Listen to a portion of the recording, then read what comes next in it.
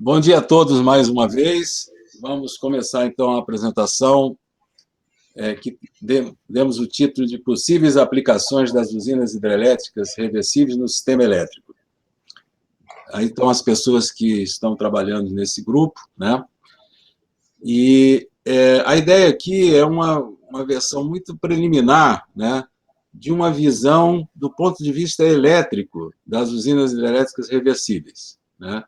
Nós não fizemos ainda grandes pesquisas no assunto, mas nos baseamos principalmente em um relatório que eu peço para passar a transparência. Esse relatório que está mostrado aí do laboratório Argonne. Achamos ele bastante interessante, principalmente porque ele usa o Plexus, né? Um dos programas que foram usados para fazer esse estudo foi o Plexus, que é o programa que provavelmente usaremos também, tá?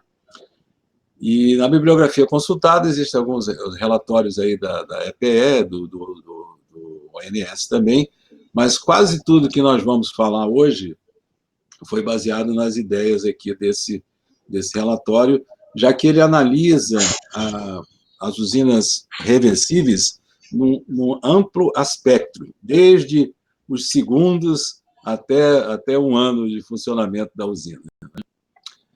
Por favor, o próximo. Bom, primeiramente, eu vou fazer aqui uma rápida passada na evolução do Sistema Interligado Nacional, né, do ponto de vista que nos interessa. Então, existe uma primeira fase, que eu nem coloquei as datas, porque é controverso um pouco onde começa, onde termina, mas onde o nosso sistema era predominantemente hidrelétrico e com capacidade de regulação plurianual. Quer dizer, tínhamos reservatórios com energia suficiente para sobreviver alguns anos, né? Atendimento da ponta não tinha grandes dificuldades, porque os nossos reservatórios sempre estavam mais ou menos cheios, então as hidrelétricas tinham capacidade disponível, e as usinas térmicas eram usadas para uma complementação, principalmente em situações de emergência, tanto elétricas quanto energéticas, mas era uma coisa bastante secundária no sistema brasileiro. Depois, a situação evolui para uma segunda fase, onde começou a existir uma redução percentual acentuada da capacidade de armazenamento. Quer dizer, o sistema cresceu, mas o armazenamento não, né? Também começaram a acontecer algumas mudanças climáticas, né? Algumas secas mais intensas do que esperado e temperaturas muito elevadas em determinadas regiões, e começou a haver uma dificuldade no que eu estou chamando aqui do balanço energético, quer dizer, ainda não problemas de ponta, mas problemas de energia, e acabamos chegando a uma situação de racionamento, né? E aí, a partir daí, as térmicas passaram a ter um papel muito importante no sistema. Não era mais uma complementação só para a emergência, mas sim já influindo, inclusive, na questão energética. E, finalmente, uma terceira fase, que é a fase que nós estamos, né, com a capacidade de armazenamento realmente para poucos meses, né, podemos dizer até que quase não tem essa capacidade de armazenamento. Surgiu o crescimento forte da geração intermitente, primeiro eólica, agora solar também, particularmente no Nordeste, situações climáticas extremas, né, e começa a haver preocupação no atendimento da ponta. Essa é a situação que nós temos no momento. Aí eu fiz aqui essa transparência mostrando uma fotografia atual do sistema elétrico brasileiro, onde nós temos essas grandes usinas a fio d'água na região amazônica, que são sazonais, né? Elas, metade do ano, geram muito abaixo da sua capacidade. Depois, próximo, a eólica crescendo muito, principalmente no Nordeste, com a sua característica de intermitência. Próximo, a solar fotovoltaica começando a crescer também bastante na região do Nordeste. A figura talvez devesse se estender até Minas, né? E agora começam os estudos de eólica offshore, que também provavelmente vai ser colocado no Nordeste. Isso exige um sistema de transmissão complicado, e está aí o nosso grande sistema de transmissão em corrente contínua no momento, né? Várias linhas de transmissão, bipolos, né? E a necessidade que se faz presente de reforçar a conexão norte, nordeste, sudeste, porque vai crescer ainda mais, né? Agora, esse cenário, eu acho que ele tem que ser analisado com um certo cuidado, tendo em vista essa figura que eu estou mostrando aqui, tirado lá do PEN, né? Será que estamos realmente num período crítico? Tudo indica, né, por esse gráfico, né, o período crítico oficial do sistema elétrico brasileiro foi lá em 48, 55. Mas existe muita chance de nós estarmos novamente em um período crítico. E aí vem uma pergunta que eu acho que é muito importante aqui para as nossas análises. O que vai, se for realmente um período crítico, o que vai acontecer depois que ele terminar? Nós vamos voltar para essa situação entre os dois períodos críticos, onde temos períodos assim bastante razoáveis da hidroeletricidade, ou não, o passado não vai voltar mais. Quer dizer, vai ser uma situação complicada lá daí para frente. Então, eu acho que essa questão do período crítico deve ser bastante considerada, né, quando nós formos analisar a importância das usinas hidrelétricas reversíveis. De fato, se a situação não volta ao que era antes, elas passam a ser muito mais importantes ainda, né? Se a situação volta ao que era antes, são importantes, mas um pouco menos, talvez, né? Bom, agora entrando mais nas usinas hidrelétricas reversíveis propriamente dita, né? Isso aqui já foi falado várias vezes, mas do ponto de vista elétrico, essas três categorias são muito importantes para nós, né?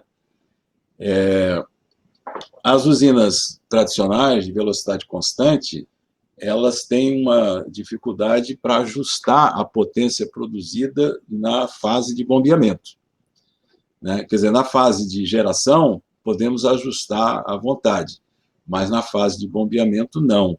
Então, no bombeamento, elas não ajudam, né, determinados aspectos da operação do sistema. As de velocidade variável, né, que tem uma eletrônica de potência que altera a velocidade do rotor, aí também passamos a ter a possibilidade de ajustar a potência consumida, aí no caso, né, para o valor que a gente se interessar para ajudar a operação do sistema. E a ternária, que seria a tecnologia mais avançada ainda, né? Eu, além de ter todas as vantagens da velocidade variável, eu ainda tenho também o fato de que as máquinas operam simultaneamente, né? Então, eu tenho aquela vantagem de passar da geração para o bombeamento instantaneamente, ou até fazer as duas coisas ao mesmo tempo, né? Ou seja, é uma flexibilidade muito grande, né? Como flexibilidade é a palavra da moda no sistema elétrico, então, obviamente, essa terceira opção, tecnologicamente, bastante interessante. Agora, só um minutinho. Agora, com relação a custos, né, o custo cresce bastante na medida que eu desço aqui nessas opções. Então, essa questão de custo tem que ser pesada, né? Agora, certamente, do ponto de vista meramente técnico, a opção velocidade variável e ternária são muito mais interessantes. Próximo. Bom, tirado lá daquela referência do Argonne, eles listaram todas essas possíveis aplicações de usinas elétricas reversíveis no sistema elétrico, né? Que nós vamos passar em detalhes. Aí eu peço para passar um passo isso, vai aparecer essas que estão marcadas em amarelo, nós vamos falar com um pouquinho mais de detalhes, né? Mas existem outras que, por exemplo, uma que eu achei interessante é essa da redução da ciclagem de unidades geradoras térmicas, né? Os geradores térmicos, somente os mais antigos, não é bom que eles fiquem alterando a sua potência produzida o tempo todo. Isso pode ser feito por uma usina hidrelétrica ou uma reversível, né?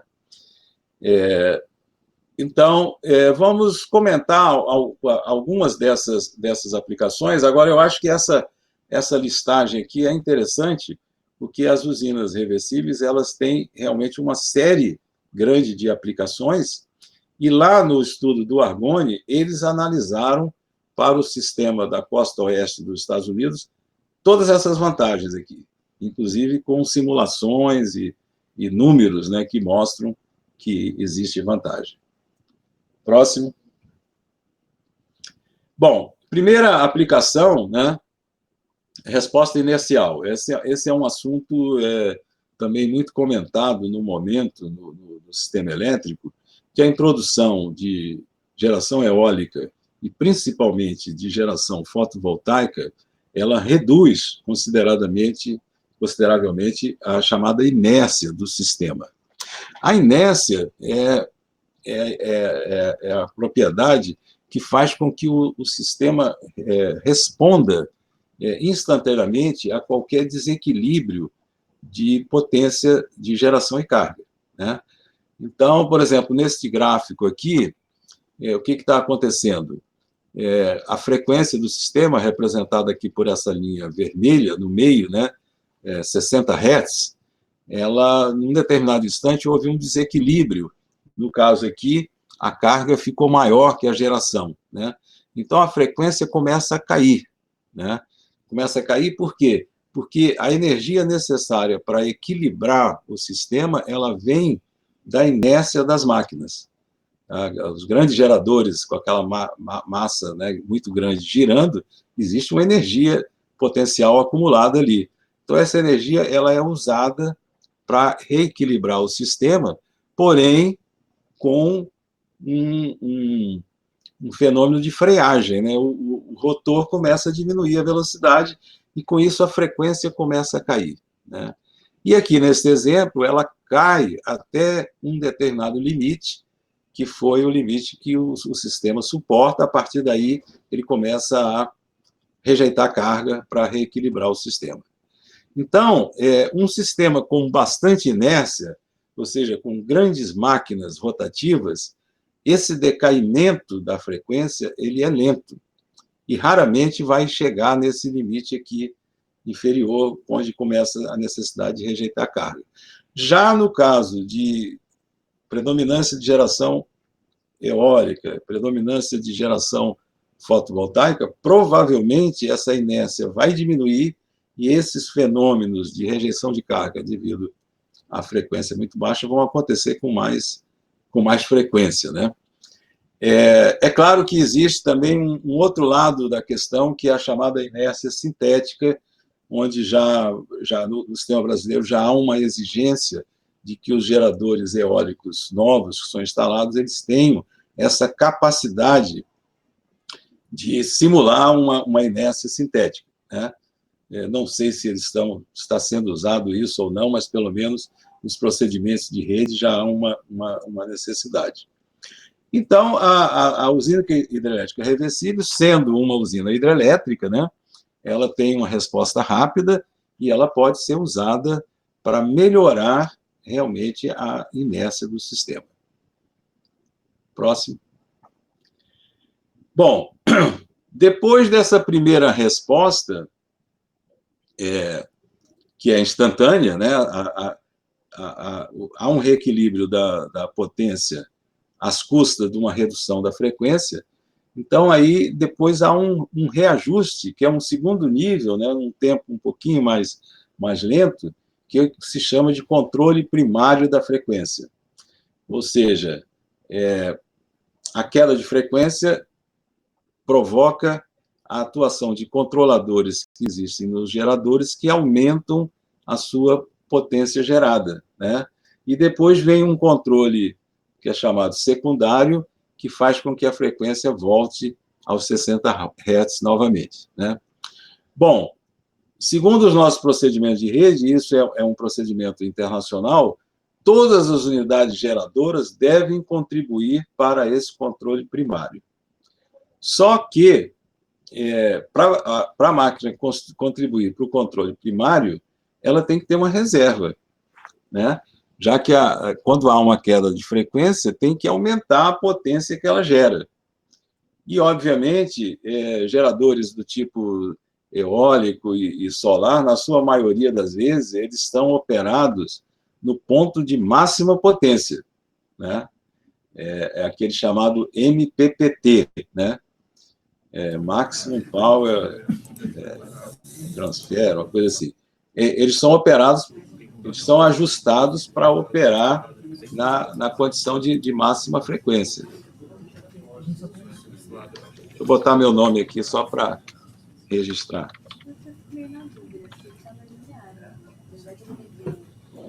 Então, na medida que aumenta a quantidade de geradores eólicos e solares no meu sistema, o controle primário de frequência, de novo, sofre, né? Porque, a menos que exista um código de rede, um procedimento de rede que realmente obrigue esses geradores a participar desse controle primário, né? De tal forma que eles têm que manter uma reserva de potência, ou então ter um elemento armazenador de energia ali do lado para poder fornecer essa potência adicional quando necessária, né? Então, de novo, aqui, as reversíveis poderiam suprir parte dessa necessidade. Próximo. Bom, de uma maneira geral, reservas operacionais, né?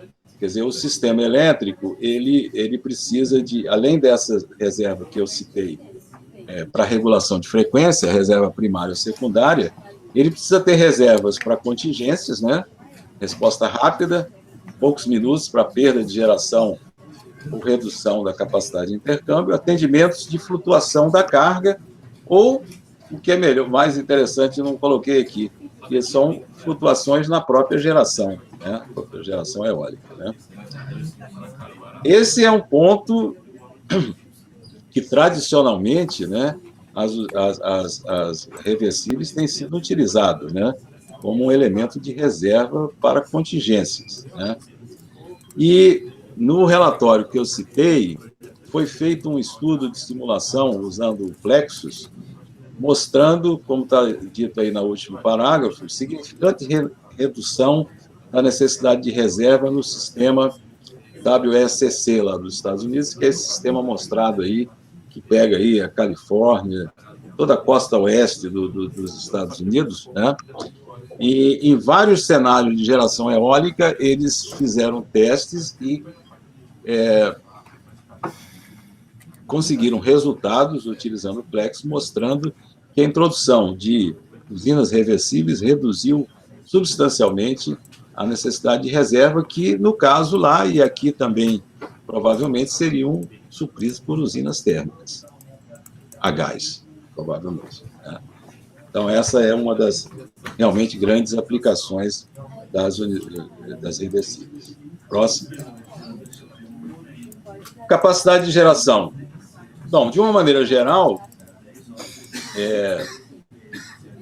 como as reversíveis são muito flexíveis, né, eu acho que esse é um ponto que a gente deve enfatizar bastante nas reversíveis, a sua flexibilidade, né, elas podem ser usadas, né, como eu acabei de dizer, para atender as demandas de pico, substituindo a capacidade térmica de alto custo, né? Os tempos de partidas das reversíveis, como qualquer hidrelétrica, são muito rápidos, né?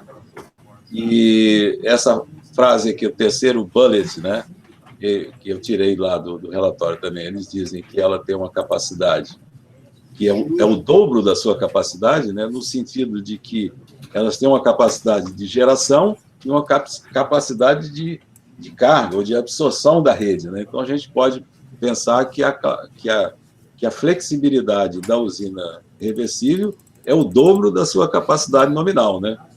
Parte gerando, parte consumindo, né? Essas duas coisas podem ser utilizadas para reduzir a necessidade de novas usinas, né?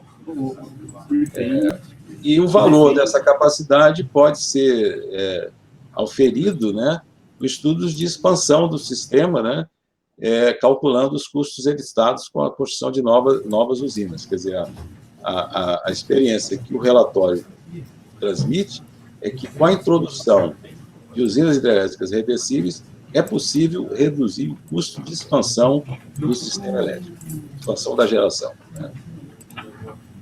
Próximo. Bom, obviamente, a grande aplicação no momento das usinas hidrelétricas reversíveis é a integração de recursos energéticos variáveis ou de fontes com grande variabilidade na sua geração, né? Então, fiz aqui esse pequeno gráfico, já é conhecido de todos, né? É uma curva de carga que tem um pico aí por volta das 20 horas, né? E um vale aí na madrugada. A geração eólica gerando mais durante a madrugada e menos durante o dia, né? Então, o gráfico superior, em vermelho, ele mostra exatamente a parte da geração da usina reversível e depois o seu armazenamento, o seu bombeamento, né? Usando justamente essa complementaridade das duas curvas, né? Eu acho que essa é, talvez, a função mais comum de usinas hidrelétricas reversíveis no cenário atual de geração intermitente, eólica e solar. Próximo. Bom, aqui eu fiz um pequeno exercício, né? Até o Murilo depois deu umas ideias também, alteramos um pouco, mas é meramente um exercício assim, didático, né? Para mostrar que as usinas hidrelétricas reversíveis podem ajudar no alívio de congestionamento da transmissão e, consequentemente, postergação de investimentos, né? Então, por exemplo, na parte superior, nós temos aí 3 sistemas, subsistemas, né? Onde no subsistema B nós temos um excesso de geração de 6 unidades, digamos, 6 gigawatts, por exemplo, né? No subsistema 1, nós temos um excesso, né? E o subsistema C, eu estou pensando aqui que seria o sudeste do Brasil, mais ou menos, nós temos... Não coloquei limites, ele é um sistema grandão, então ele absorve ou fornece o que for necessário. Mas o meu sistema de transmissão, ele é limitado, esses quadradinhos mostram o limite máximo na transmissão. Então, sem a reversível, eu não poderia transmitir esse excesso de geração dos subsistemas A e B para o sistema C, porque eu não teria capacidade de transmissão. Mas se eu tiver uma reversível ali no subsistema A, eu posso guardar, na hora do excesso, um pouco do excesso de geração. E na figura de baixo, é justamente o oposto, na situação onde tem déficit de geração nos sistemas de cima, né? São os sistemas onde tem as fontes com grande variabilidade, não despacháveis, né? E aí, justamente, novamente, eu não poderia suprir esse déficit a partir do sistema C, porque o sistema de transmissão não teria capacidade para isso. Mas, como eu guardei energia lá no HR, ali no subsistema A, no meio do caminho, né, vamos dizer assim, eu posso, então, suprir a energia necessária. Então, esse é um exemplo didático e assim fabricado, né, só para mostrar que, em determinadas condições, a usina hidrelétrica reversível poderá postergar a construção de novas linhas, porque uma solução aqui seria reforçar o sistema de transmissão, né? Ou, em termos de operação, ela pode aliviar um congestionamento momentâneo no sistema, né? Essa é uma aplicação importante que a gente vai tentar analisar no sistema brasileiro. Próximo. Bom, isso aqui é um gráfico que eu tirei lá do relatório, que eu acho que é importante a gente analisar, né? Quais são os estudos elétricos e energéticos do efeito da UHR. Foram todos os estudos que eles fizeram. Então, se vocês observarem na time scale aqui embaixo, a coisa vai dos milissegundos, né? Aí, no caso deles, passa das semanas, quer dizer, deve entrar nos meses, não sei se chegou até anos, né? e com diferentes ferramentas computacionais, né? Então, essa parte mais rápida, né, até os minutos, alguns minutos, eles usaram essa ferramenta PSSE, é uma ferramenta que nós conhecemos, e ele é equivalente à AnaRede e AnaTem, do CEPEL. É uma ferramenta basicamente para estudar o sistema elétrico, porque nessa escala de tempo são os fenômenos elétricos realmente que são importantes. E eles colocam aqui os fenômenos, né, harmônicas, defeitos na rede de estabilidade de tensão, regulação de frequência, tudo isso é estudado com o PSSE. Imagino que nós não vamos, no nosso estudo, entrar nesta parte. Se formos entrar nessa parte, poderíamos usar as ferramentas do CEPEL. Agora, o Plexus... bom, esses outros dois programas, FAST e Cheers, eu não conheço eles, não posso falar nada sobre eles. Mas o Plexus, então, foi usado a partir aí do horizonte de alguns minutos, né, até semanas, meses, né, para estudar várias questões, como load following, por exemplo. Essa parte que está aqui na minha tela é meia verde, é justamente a parte onde a intermitência das fontes tem uma grande influência, né, de alguns segundos até poucas horas, né? Então, a questão de reserva operativa, congestionamento da transmissão e, finalmente, a programação da operação, da geração, os aspectos econômicos, os aspectos de emissão de poluentes, etc. Então, eu estou entendendo, né, que aqui no nosso projeto, provavelmente, nós vamos trabalhar complexos, analisando essas questões cobertas aqui no gráfico. Então, isso aqui, eu achei interessante esse gráfico, ele dá uma ideia exatamente dos tipos de estudos que se pode fazer com a integração de usinas hidrelétricas reversíveis no sistema elétrico. Próximo. Bom, agora, entrando mais numa parte que é exatamente o que nós, na área elétrica, poderíamos contribuir, poderíamos fazer, né? E começando aqui com o modelo do sistema elétrico brasileiro, né? Eu coloquei ali modelo reduzido, nós vamos mostrar aqui do lado direito, porque realmente esse sistema completo ele é muito grande, né? E eu não acho que, para os objetivos desse projeto, a gente precise analisar com detalhes esse sistema. Então, próximo. Bom, então, a partir do relatório lá, se não me engano, do PEN, eu acho que também tem no PDE, existe o que eu estou chamando aqui do modelo reduzido do sistema elétrico brasileiro, né? Ele mostra nossas grandes geradoras, né? Belo Monte, Tucuruí, Itaipu, e ali no Acre e Rondônia estariam as usinas do Rio Madeira, né? E os grandes troncos de transmissão, né? Incluindo as transmissões em corrente contínua, né?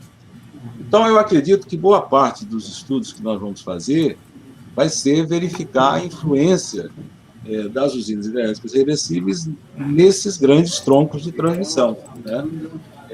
E com uma representação simplificada do sistema elétrico. Então, nós estamos pensando, no momento, tentar desenvolver um equivalente elétrico do sistema brasileiro nesse formato aí. Um sistema que tem 11 nós, no momento tem 11 nós, né? Talvez esse modelo reduzido até já exista disponível no ONS ou na EPE, não sei. Se não existir, a gente pensa em tentar fazer um pequeno modelo, conseguir um modelo desse tipo e basear, pelo menos preliminarmente, os estudos elétricos nesse modelo. Próximo. Bom, agora, traduzindo esse modelo para a nossa linguagem aqui elétrica, né? Esse modelo ele tem duas partes, né? Uma são os circuitos de corrente alternada, sistema de transmissão em corrente alternada, que é toda essa parte preta do desenho. E a transmissão em corrente contínua, que são a parte em vermelho, né? Deixa no momento assim ainda. Para a gente analisar esse sistema, normalmente, a gente separa a corrente contínua da corrente alternada. Por quê? Porque a corrente contínua, a transmissão da corrente contínua, ela é controlada, ela é determinada. Quanto vai passar de potência nessas ligações em corrente contínua, o ONS determina. Existe um controle perfeito do fluxo de potência nas linhas de corrente contínua. Portanto, é como se elas fossem despachadas. Né? Claro que vai depender da geração lá em Belo Monte, vai depender da geração de Madeira, mas ela está determinada, ela não precisa ser calculada, vamos dizer assim. Aí, próximo. Isso. Então, para nós, essa transmissão de corrente contínua, ela vai ser como se tivesse, por exemplo, ali, a que vem lá do Xingu para o Sudeste. É como se tivesse uma geração, aquelas duas setinhas lá em cima da subestação Xingu, são dois geradores que tem lá, representando os dois elos de corrente contínua. E aqui no Sudeste são duas cargas que estão consumindo essa energia. Tá? Para nós, essa é a representação. E aí a gente fica, então, só com a representação da rede de corrente alternada, que é a parte preta, e onde nós vamos ter que criar equivalentes das usinas do Sudeste, a parte convencional delas, hidrelétricas, etc., a parte eólica, a parte solar, etc., que existe da maneira como a gente quiser representar. Então, a nossa concepção em termos de estudos elétricos, inicialmente, vai ser em cima desta rede que está mostrada aí. Próximo. Bom, por último, né, para encerrar, fizemos aqui uma tentativa muito primária, né, de localização de unidades elétricas reversíveis, sem considerar absolutamente nada com relação aos locais. Né? Quer dizer, o Julian é que sabe onde é que pode botar usinas hidrelétricas reversíveis. Não está sabendo nada. Então, se fosse só do ponto de vista elétrico, qual seria a nossa primeira sugestão de localização de usinas hidrelétricas? No Nordeste, claro, porque lá é que está a questão da intermitência, da variabilidade das fontes, etc. Então, seria cortar o mal pela raiz, né? Já que lá que cria toda essa variabilidade, eu coloco a usina hidrelétrica reversível lá, que vai compensar essas coisas todas.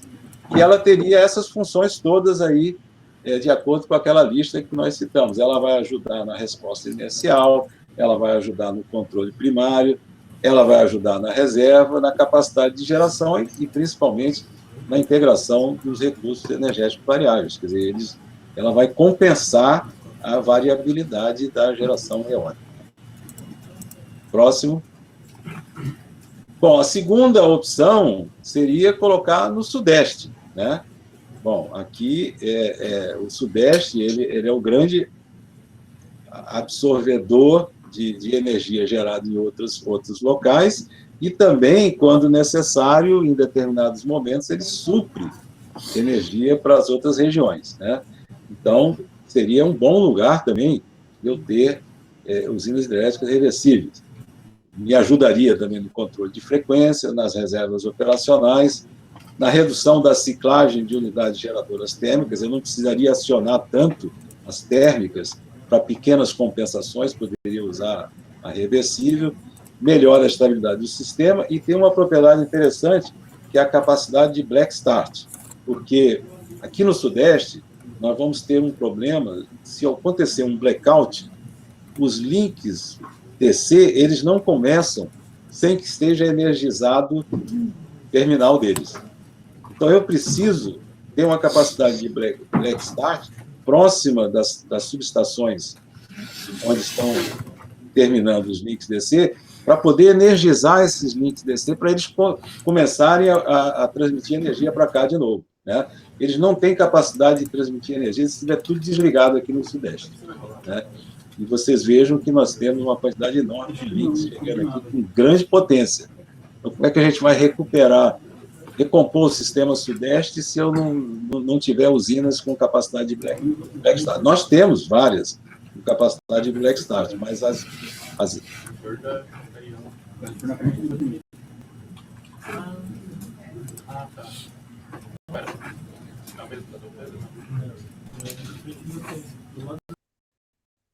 reversíveis adicionam a conexão DC, é importante. Próximo. Bom, finalmente, uma terceira possibilidade é aquela associada àquele pequeno exemplo, né, da vantagem da hidrelétrica para da reversível para aliviar o congestionamento. Então, nós tínhamos um nó ali de Imperatriz, né?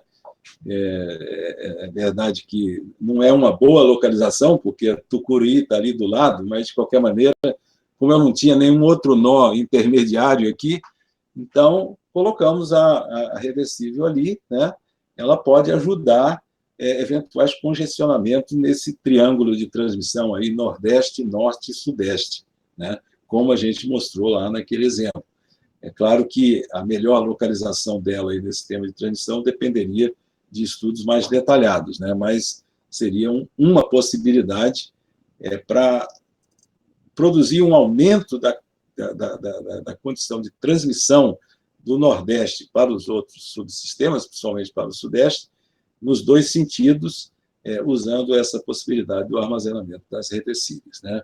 Então, redução de congestionamento, postergação de investimento, também ajuda o suporte de tensão, melhoria na estabilidade do sistema. Ok, basicamente era isso que eu tinha para iniciar a nossa discussão, né? Uma passagem assim rápida sobre uma visão assim da parte elétrica, das vantagens da usina hidrelétrica reversível, e estamos aqui à disposição para discutir alguns pontos a mais.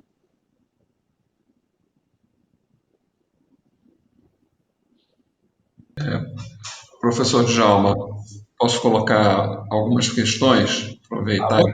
À vontade.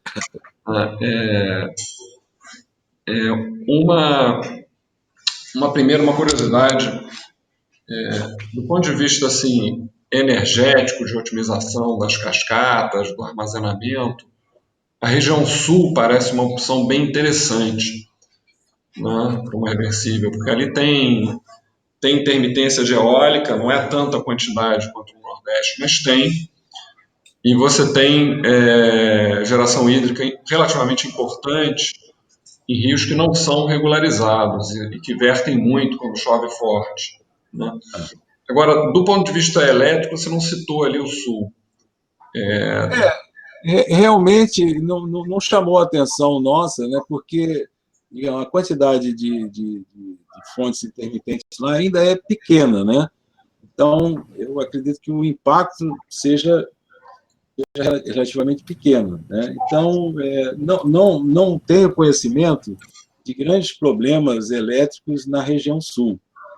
Todo o esforço do sistema brasileiro está muito voltado para essa questão do intercâmbio Nordeste-Sudeste, Nordeste, Norte, Sudeste, né? Isso aí é sempre o que é sempre citado, né?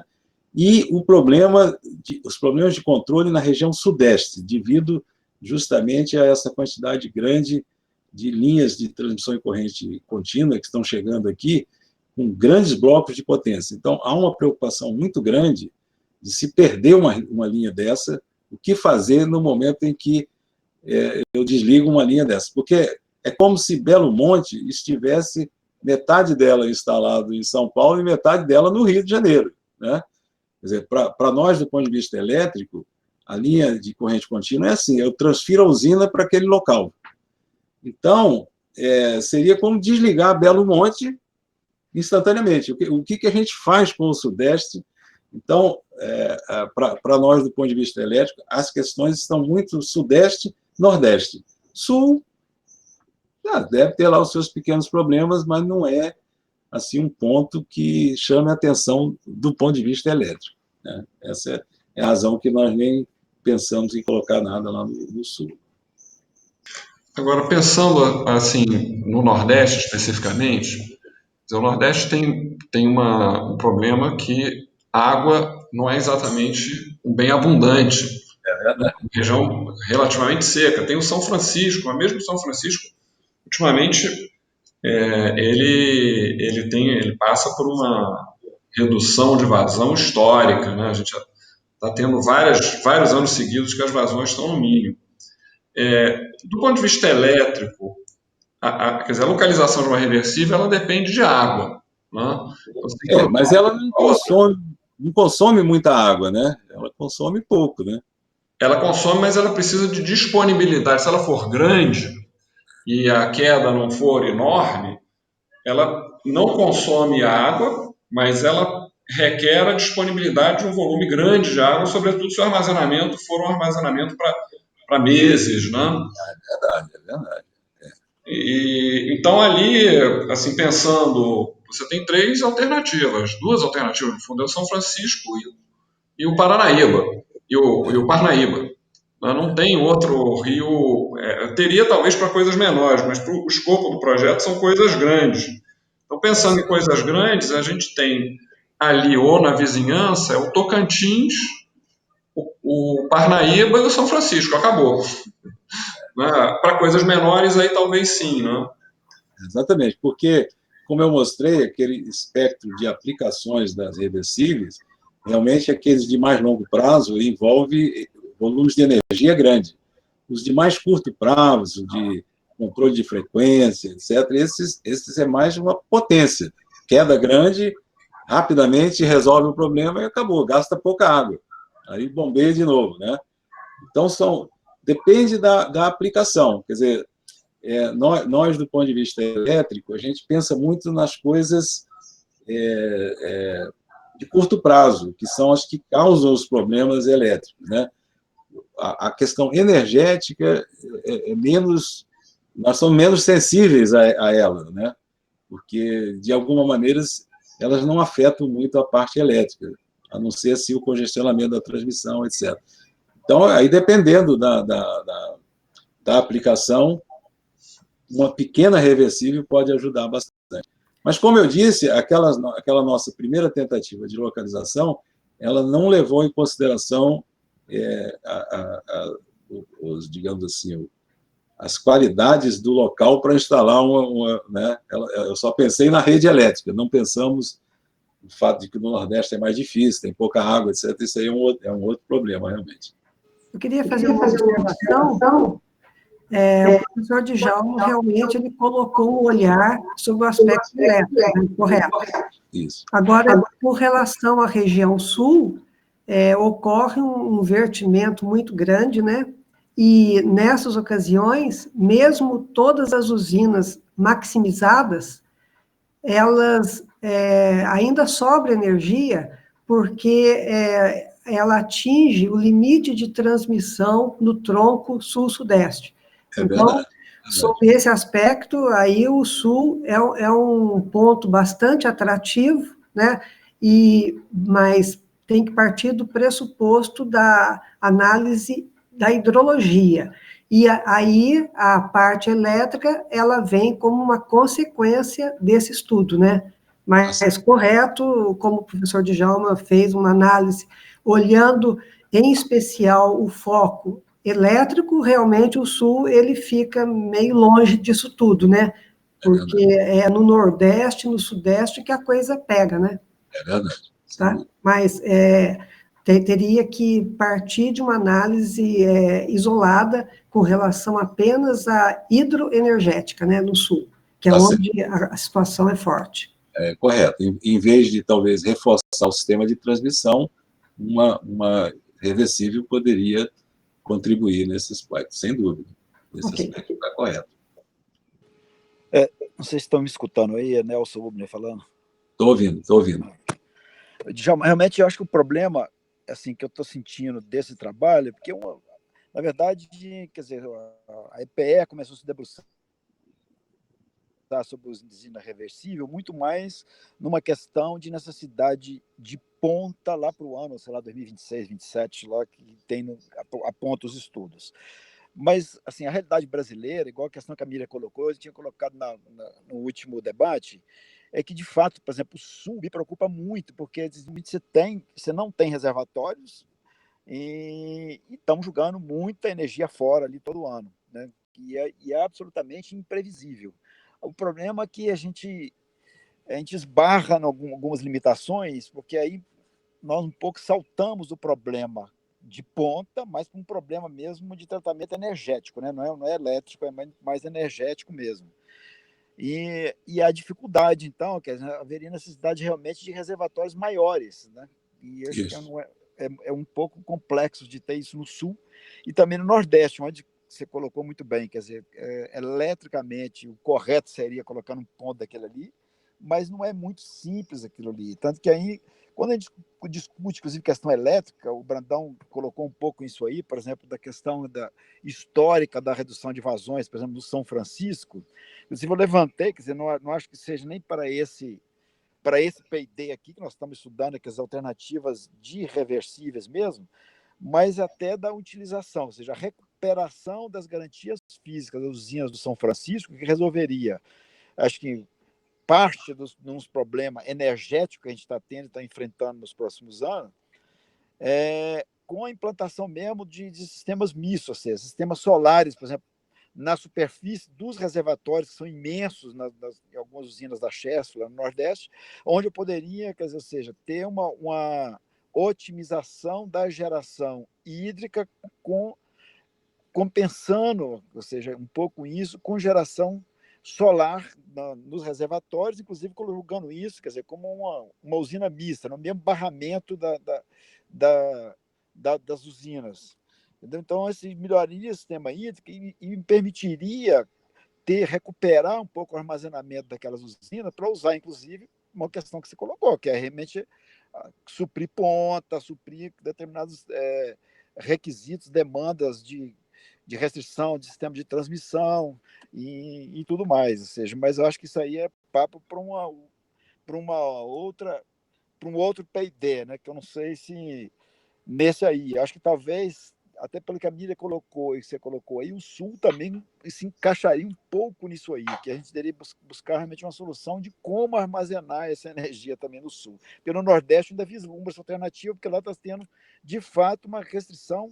Eu não acredito mais que as usinas do Nordeste, simplesmente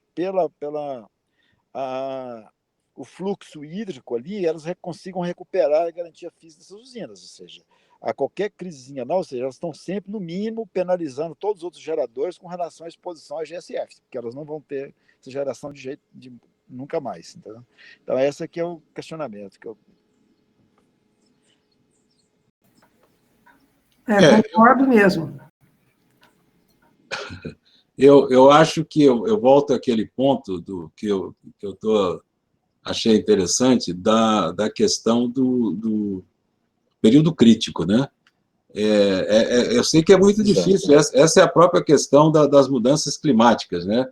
Elas são passageiras ou elas são realmente provocadas pelo homem, etc.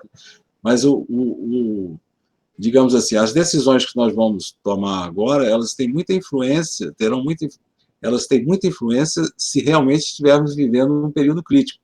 Porque pode ser que daqui a 1 ou 2 anos as vazões comecem a voltar aos seus valores anteriores. Quer dizer, se a gente olhar o histórico lá, depois de 50 e pouco, que terminou o período crítico, elas voltaram, né? Então, isso talvez é muito difícil saber o que vai acontecer, né? Mas elas podem ter uma influência muito grande nas decisões futuras, né? Imagine que as vazões no São Francisco voltem ao que elas eram, ou pelo menos 80% do que elas eram no passado, né? Isso altera bastante as coisas. Acho que essa hipótese ela tem que ser considerada. Eu acho que assim, eu acho que você está correto. Eu também fico muito preocupado quando se prega por aí, a mudança climática alterou, porque eu acho que tem muitos outros fatores aí que a gente não tem conhecimento e controle. Com relação ao São Francisco, de fato, você já tem. Eu lembro até que o Dr. Kelman, depois que saiu da ANEEL, ele preocupado com esse negócio, começou a investigar essa questão, porque lá não está sendo nesse período que eu concordo com você, eu acho que vai se tornar o período crítico do setor elétrico brasileiro, que a gente está vivenciando aqui. Mas lá tem sido uma evolução histórica, ou seja, antes de iniciar essa crise de 2013 aí, na verdade, a bacia do São Francisco tinha 20 anos seguidos sem gerar a sua garantia física, ou seja, sempre gerando abaixo das médias históricas, ou seja, ela nunca mais gerou a sua média, ou seja, cada ano está reduzindo a média e ela está gerando menos. Ou seja, tem um problema muito mais estrutural ali, até de recuperação de nascentes, de tudo, do próprio do São Francisco. Ali, realmente, eu não acredito que haja uma recuperação, mas, óbvio, igual você está falando, a gente conhece muito pouco aí dos humores, aí, dos controles do clima e tudo, e pode ser que venha.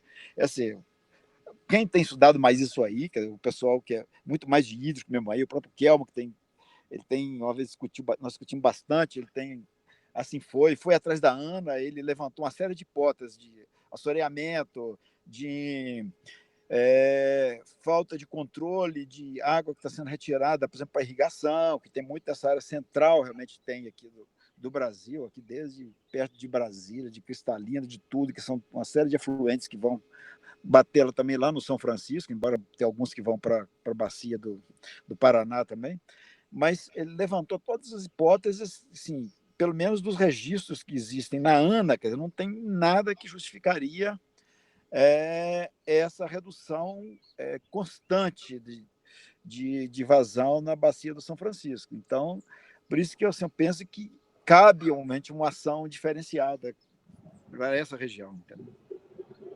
Tá certo, concordo. Agora, Djalma, voltando um pouco àquele primeiro ponto, né, eu entendo perfeitamente que o Nordeste ele é provavelmente um dos focos principais de atenção, né? Eu acho que com a geração eólica ele tem muita intermitência e tem sazonalidade também, porque a eólica é muito mais forte no segundo semestre, né? Tem sazonalidade e intermitência. E ele tem um potencial solar que eu acho que para transmissão não deixa de ser um problema, porque você só gera durante uma parte do dia, só durante menos da metade do dia que você tem geração forte, né? É verdade. Isso deve sobrecarregar também o sistema de transmissão. Se for também fazer expansão da transmissão por causa de algumas horas do dia, é complicado, sai cara a brincadeira. Né? Mas eu queria tentar, não hoje, mas mais para frente, descer talvez um nível de detalhe aonde seria bom no Nordeste. Né? Quer dizer, as localizações que a gente tem, o que eu conversei com o Júlia, né, vamos procurar Parnaíba Parnaíba, São Francisco e Tocantins. O Tocantins já está fora, né? Já está um pouco distante. Mas está razoavelmente perto e tem interligação forte com o Nordeste. Né? Então, mas é o que tem hoje em dia. Eu não sei se a gente consegue alguma coisa melhor do que isso. Aí é uma pergunta até para o Júlia, né?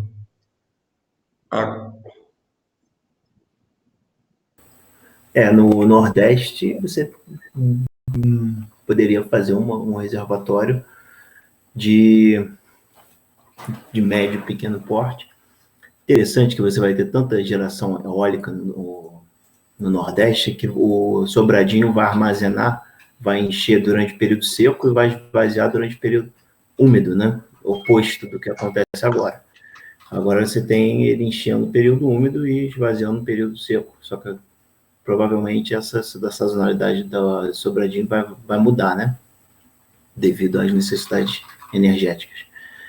E também pode botar, tem espaço para colocar lá no São Francisco, sim, na Bahia, lá no São Francisco, uma usina reversível de grande porte ou de pequeno porte. De grande porte não precisa, porque você já tem o Sobradinho, né? Só colocaria se fosse realmente diminuir a cota do São Francisco, Sobradinho, né? Você, por causa da grande evaporação lá em Sobradinho, mas tendo Sobradinho não precisa de mais reservatório de grande porte. Nesse caso, você faz uma usina reversível de pequeno porte. A questão do Paranaíba que você mencionou é interessante porque aquela região ela tem muita demanda de agricultura e tem muito problema na gestão hídrica, né, da região. Então, você fazendo uma usina reversível, você consegue também armazenar água, que vai ser muito bem-vinda aí para o desenvolvimento da região. para a agricultura irrigada lá da região. E você resolve também o problema de ponta, né, nas eólicas. Então, acho que tem tudo, tem todas as opções. Você tem que botar no papel e calcular o que vai mais a pena. Eu pediria agora, a gente pode até depois voltar à conversa, mas acho que o Ricardo, ele andou fazendo um trabalho, eu acho que ele tem problema de tempo, eu queria que ele mostrasse isso para a gente. O Ricardo fez uma análise, ainda preliminar, dos 3 reservatórios que o Julian mapeou e que a gente já tem os dados hidrológicos, né? Que são um no Tocantins e 2 no sul. O de Tocantins é ali próximo à Serra da Mesa, a Serra do Mucamo, na verdade, próximo a Canabrava. Canabrava é São Salvador, na verdade, montante de São Salvador. E os outros 2 são no sul, um na bacia do Iguaçu e outro na bacia do Uruguai. Então, Ricardo, se você puder falar, eu acho que a Ana podia colocar a sua apresentação, acho que você está no celular, não é isso? Positivo. Vocês estão me escutando bem? Perfeitamente.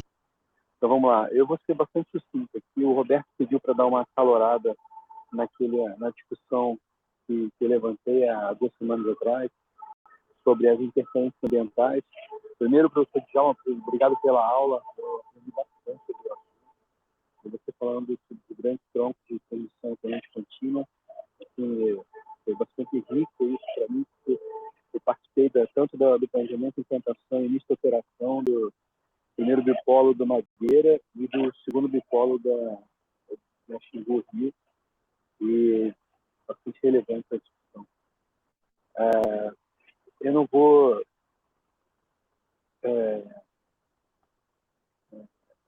devagar muito sobre o assunto. O que o Roberto me pediu foi bastante simples.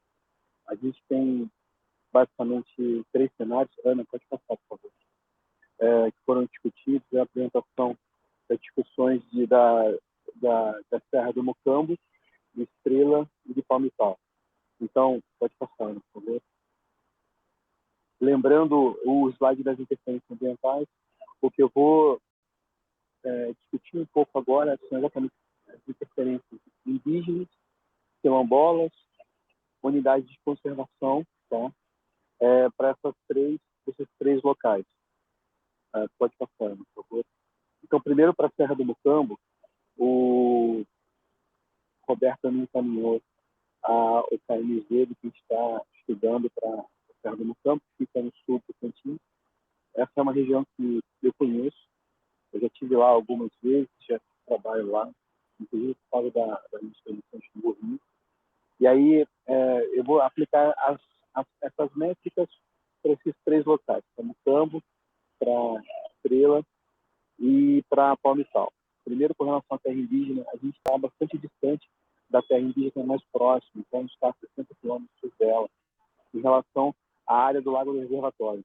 O que diz a lei? Eu trouxe um extrato dessa lei para a gente. A portaria 460 de 2015 fala que considera-se a afetação de uma terra indígena ou de uma comunidade quilombola. A gente está na Amazônia Legal, distante a 40 quilômetros do reservatório, tá? Ou a partir de 20 quilômetros na sequência do barramento. Então, estamos a 60, não vejo diferença em relação à terra indígena da região. Essa base de dados é a base de dados atual da FUNAI. Ana, próximo slide, por favor.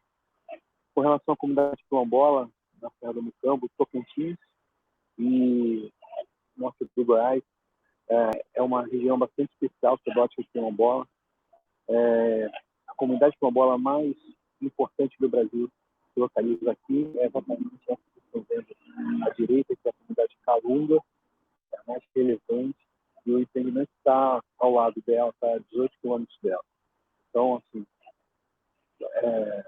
a família Calunga são descendentes dos quilombos que estavam na Bahia, que foram fugidos da Bahia em direção ao centro do Brasil, fundaram essa comunidade há muito tempo atrás. E é uma comunidade muito forte na região. Ela não me preocupa muito, porque a gente está distante dela.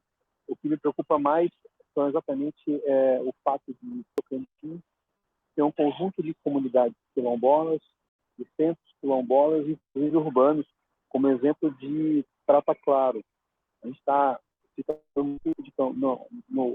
em Paraná, né, no agrupamento de Campo Alegre, e esse é um quilombola urbano, e está a 9 quilômetros da borda mais próxima do reservatório. Então, assim, de fato, é um ponto de atenção.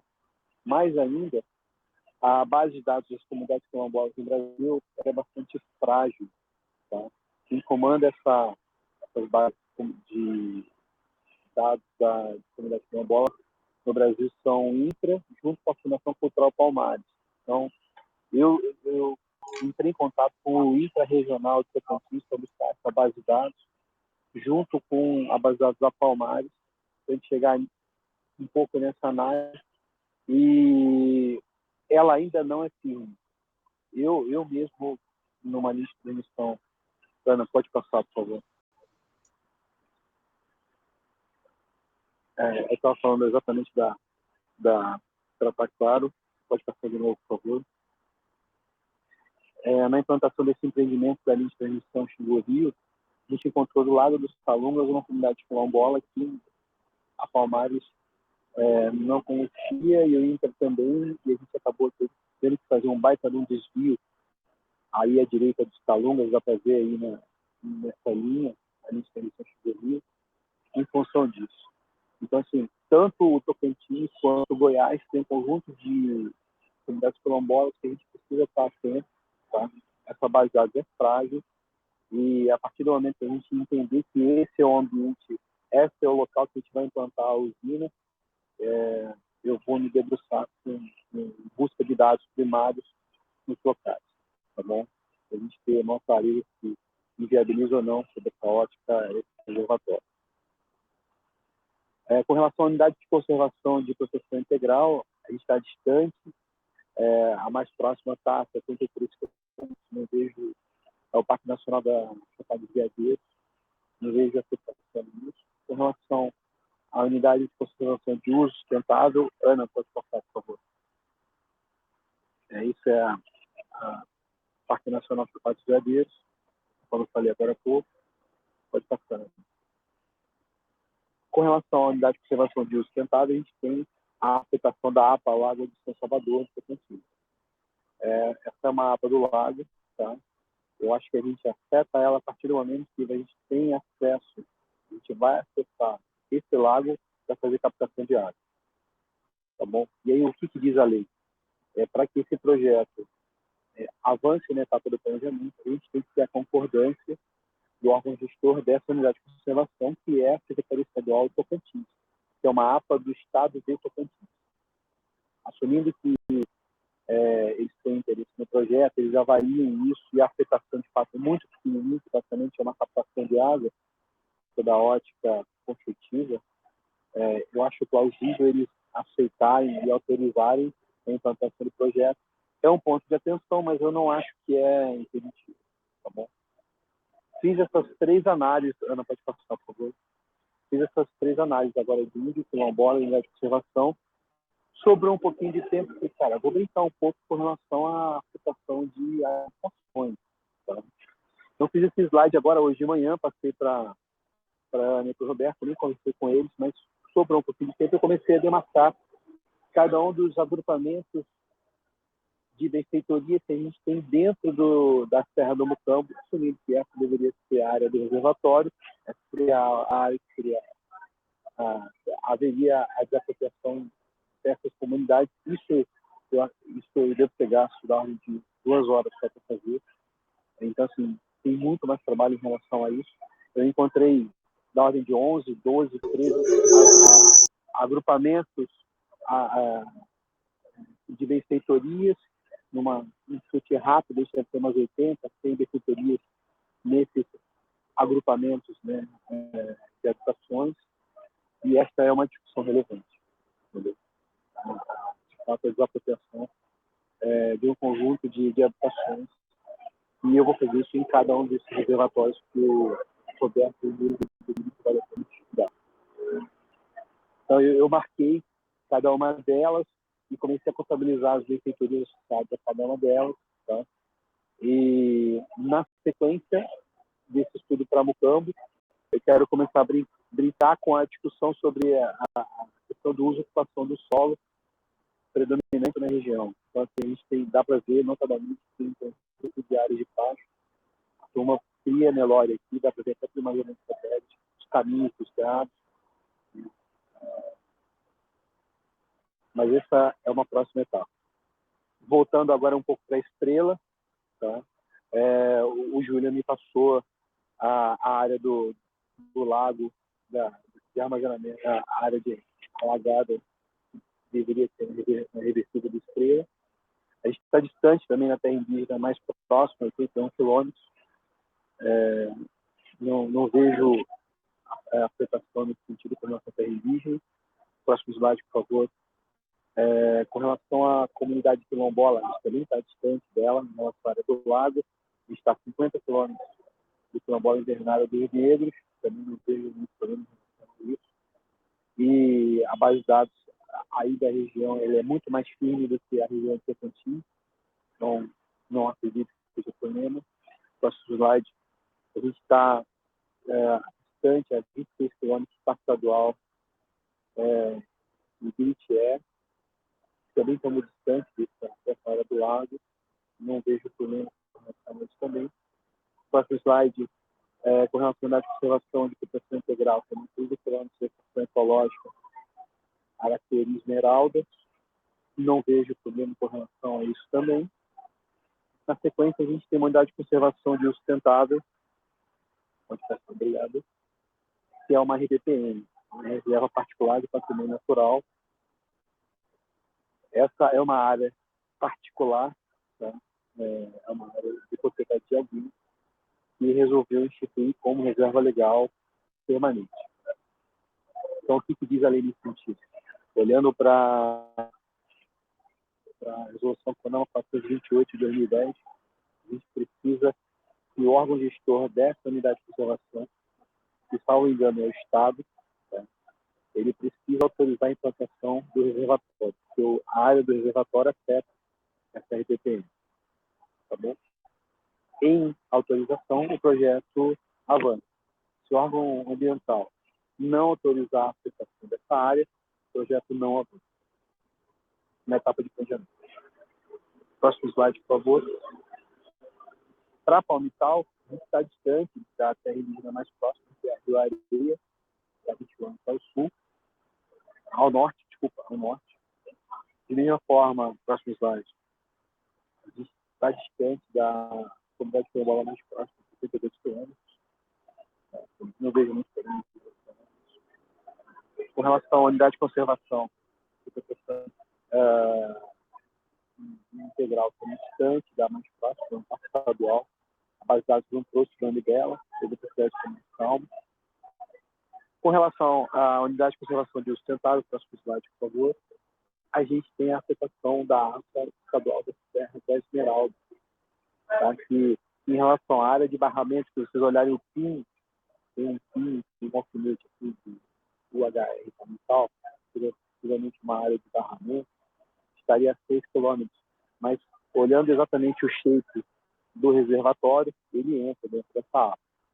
Então, assim, esse empreendimento, voltando de novo na legislação ambiental brasileira, ele só avança da etapa de planejamento para a próxima etapa e, pela CONAMA 428 de 2010, o órgão gestor dessa APA, que é estadual, é do Estado, autorizar a aplicação do empreendimento. Tá bom?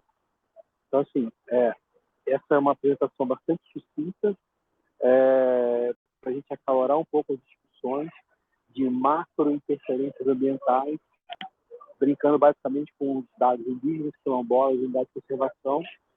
E depois disso, eu entro numa análise de interferência de outros 10 a 15 atributos ambientais para a gente qualificar essas áreas. Tá bom? Uma apresentação curta, só para a gente estar na mesma parte. Muito obrigado, pessoal, pela disposição. Ricardo, pelo que você apresentou, tanto as duas usinas do Sul, para saírem, elas precisam ter uma simpatia muito grande dos órgãos ambientais estaduais, não é isso? A Palmital, eu tenho certeza que é estadual, que é a APA estadual da Serra da Esperança. A RPPN, eu ainda não consegui classificar ela, se é do Estado ou se é da Federação, eu acho que é do Estado, tá bom? Mas, sim, a gente precisa ter a concordância dos dois órgãos com relação à afetação.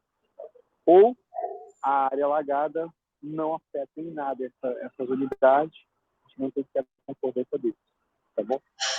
Agora, Júlia, a gente ali no Iguaçu, a gente tem dois aproveitamentos possíveis que usam, ou dois outros que usam o mesmo reservatório de Foz do Areia. Se você pudesse passar o shape para o Ricardo, porque talvez algum deles seja menos encrencado, porque aquele ali ele está batendo em cima de uma área de preservação de um parque estadual, não é isso? Então acho que é melhor tentar uma coisa mais fácil, né? Pode passar que eu vou simular isso daqui. Passa que eu avalio e monto para vocês essa apresentação na sequência. É no mesmo reservatório, o reservatório inferior é o mesmo, mas tem 3 áreas nas montanhas em volta, aonde dá para fazer reversível. O Júlio passou uma, mas tem outras 2. Tá bom? Eu acho que é mais simpático a gente pegar uma coisa menos encrencada, né? Tá bom, tá legal. Ok? Positivo. Gente, mais alguma questão?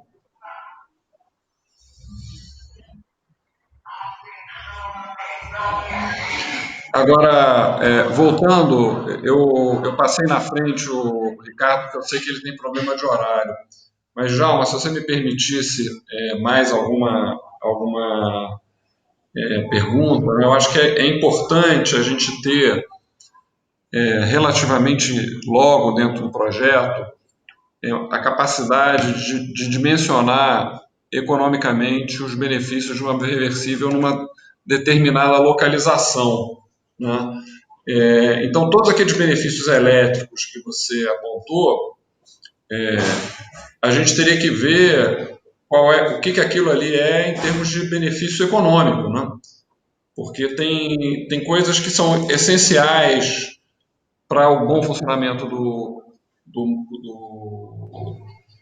do sistema do ponto de vista elétrico, mas que tem soluções alternativas que podem ser relativamente baratas. Então, você vai estar desempenhando uma função que é importante para o sistema, mas que substitui um investimento barato.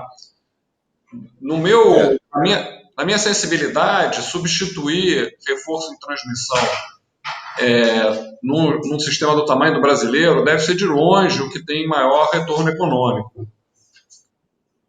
Sem dúvida, né? Porque aquelas coisas relacionadas ao controle estão todos na categoria de serviços ancilares, né? Que a remuneração atual é muito pequena e fala-se em alterar essas regras, mas até agora o que se paga pelos serviços ancilares é muito pouco, né? Então, realmente, a vantagem econômica da usina elétrica reversível seria na expansão do sistema de transmissão ou na substituição de usinas termoelétricas.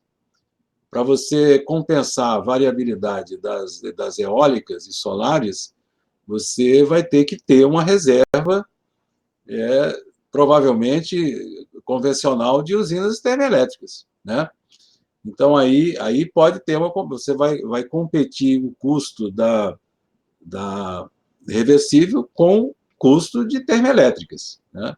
Que vão ficar aí com uma função muito grande digamos assim, de suprir a variabilidade das eólicas. Então, em termos de grandes compensações financeiras, é a transmissão e a geração termoelétrica que eu vejo. Ok, então acho que o dever de casa, eu acho que é a gente criar, eu acho que aí, sobretudo para transmissão com vocês, eu acho que o resto da equipe, a parte de substituir térmica, eu acho que o pessoal do Plexus vai trabalhar com isso. Mas ter uma metodologia para a gente estimar, dado uma reversível numa certa localização com uma certa potência, qual é o potencial dela de protelar investimentos em transmissão. Eu acredito que uma primeira conta para isso seja simples de fazer para quem entende, porque você tem ali o plano decenal, cada um dos reforços que está, digamos, no horizonte, tem o custo do investimento estimado, né? Então, eu acho que já tem isso, você não precisa levantar. É claro que tem que ter alguém que entenda, porque não é simplesmente você tirar uma expansão, eventualmente você tem que tirar, mas tem que botar outra. Né? É verdade, provavelmente. Você pode substituir um reforço entre o Sudeste e o Nordeste, por exemplo, mas para fazer essa substituição, você talvez tenha que fazer um reforço no Nordeste. Né? Então, quer dizer, você vai subtrair uma coisa cara, muito cara, mas vai adicionar uma coisa que também é cara, mas bem menos. Né? Então, esse tipo de metodologia, ainda que num primeiro momento simplificada, é que eu acho que a gente tem que começar a construir, porque eu tô achando que esse é potencialmente um ganho, um game changer. Outros países não têm essa questão, porque não é muito comum, tirando talvez a China, não é muito comum os países estarem se vendo com questões de fato de construir geração intermitente a 2.000 quilômetros do centro de carga. Isso não é as pessoas não é comum. Não é comum. É uma coisa nossa, da China. Acho que não tem mais gente com esse problema. É verdade, isso é verdade. Os outros efeitos, embora financeiramente não sejam grandes, eles entram como um bônus, né? Quer dizer, digamos assim, quando você substitui a transmissão por uma reversível, você, além de eventualmente ter um ganho financeiro, você pode ter um ganho adicional de ajudar no controle da frequência, ajudar em determinadas outras coisas também, que não se materializam em dinheiro, né? O dinheiro é pouco, mas são opções que também ajudam, né?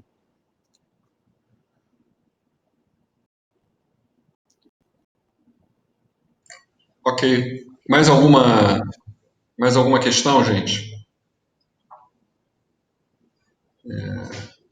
Se não tiver, eu vou agradecer ao professor Djalma. O Ricardo, como vocês viram, ele já saiu da videoconferência, ele tinha uma reunião agora, por isso que eu apressei. Mas eu acho que é isso. Obrigado a todos. Essa é, na verdade, a última reunião que a gente fez nessa parte de nivelamento. Mas a ideia é que o projeto avançando, a gente, na medida que for possível, sempre que tiver uma atividade de algum dos grupos em que você esteja chegando a um ponto ou de decisão ou de resultados preliminares, a ideia é que a gente faça as discussões envolvendo a equipe para saberem o que os outros estão fazendo, porque as coisas têm muita interação.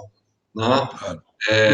Então, essa primeira fase foi ótima, porque eu acho que a gente está integrando a equipe, um está sabendo o que o outro vai fazer, etc. Mas a ideia é que, conforme o projeto vai avançando, as equipes vão se focar nos seus trabalhos específicos, mas a ideia é ter troca também.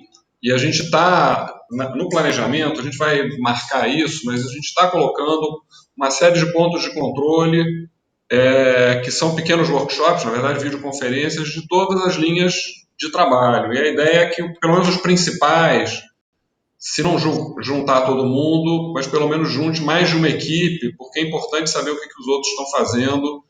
E a gente vai ter também uma necessidade de obter insumos dos diversos pontos de vista para conseguir montar alguns modelos, algumas hipóteses. Então, eu espero que não seja... Foi ótima essa primeira rodada de videoconferências. A gente deve colocar isso no próprio site do projeto. A gente está com está fazendo o site do projeto, essas videoconferências, acho que é útil, as próprias apresentações a gente vai colocar e as vídeos também, e acho que vai criando uma massa de manobra, mas eu gostaria muito de, no transcorrer do projeto, a gente não perder a oportunidade, talvez não com a mesma frequência semanal, de fazer reuniões. E eu acho que uma já, Miriam e Bajá que estão aí, não sei se está na hora de marcar, mas a gente, daqui a algumas semanas, provavelmente mês que vem, em algum momento, seria bom os dois grupos que estão fazendo revisão da experiência internacional do ponto de vista tecnológico e do ponto de vista de regulação, eu acho importante a gente fazer uma reunião ainda com um trabalho preliminar para trocar ideias, inclusive para ver, eu acho que não tem problema, acho até bom que alguns aproveitamentos ou algumas experiências sejam analisadas conjuntamente, né, sobre dois pontos de vista. O pessoal da regulação não vai estar muito preocupado com os aspectos tecnológicos, mas eventualmente você estudar um empreendimento que seja interessante dos dois pontos de vista, ele é bom. Então a gente deve marcar, provavelmente no mês que vem, e convidar todo mundo, uma apresentação ainda com uma coisa preliminar, não é para trazer resultado final, né? Aí a outra coisa que o Ricardo não está aqui, mas que a gente deve possivelmente marcar, é uma apresentação, a gente vai oferecer, na verdade, para o IBAMA, provavelmente para novembro, fazer uma reunião lá no IBAMA, para eles se familiarizarem com o tema, sabe? Essa é uma coisa que possivelmente vai estar aí, tem especificidades, é claro que é uma hidroelétrica, uma reversível do ponto de vista ambiental, é uma hidroelétrica, mas ela tem algumas características especiais e é bom envolvê-los como stakeholder do projeto.